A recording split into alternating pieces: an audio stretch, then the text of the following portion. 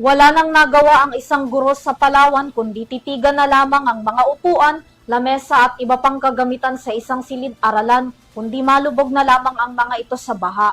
Sa mabilis kasing pagtaas ng tubig dulot ng bagyo na sinabayan pa ng umapaw na ilog, hindi na kinayang maisalba pa ang mga gamit ng mga bata. Kabilang sa mga ito ang mga libro at ilang mahalagang gamit sa paaralan. Narito ang kabuuan ng balita.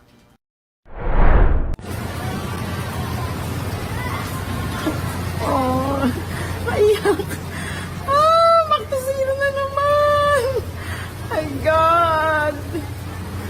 Ay, naku. Ito na lamang ang nasabi ng isang guro sa Panitian Elementary School sa Sofronio Española, Palawan habang binividyohan ng isang classroom sa nasabing paaralan na unti-unti nang nalulubog sa baha. Sa labas ng silid-aralan, abot bewang din ng baha at tanging nagawa na lamang ng mga ito ay pagpatung-patungin ng mga upuan at itaas ang mga gamit para hindi tuluyang masira. Ang insidenteng ito nakuhanan ni Teacher Ivy sa ikatlong linggo ng pasukan kahapon, June 22, na ibinahagi nito sa kanyang Facebook account. Sa ilang ulat, alas 11 ng umaga nang magsimulang bumuhos ang ulan dulot ng habagat na pinalakas ni Bagyong Francisco.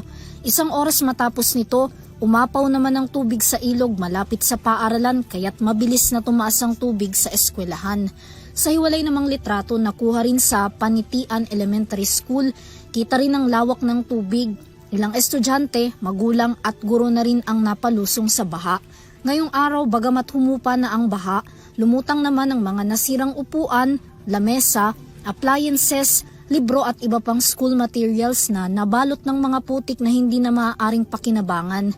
Samantala ang mga guro, estudyante at ilang individual na nakita sa litrato, ligtas na naasistehan ng Sofronio Española Municipal Disaster Risk Reduction and Management Office at iba pang opisyal ng lokal na pamahalaan.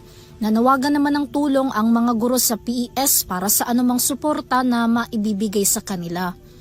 Para sa EuroTV News, Vanessa Cleofas, sumasaludo sa bawat Pilipino.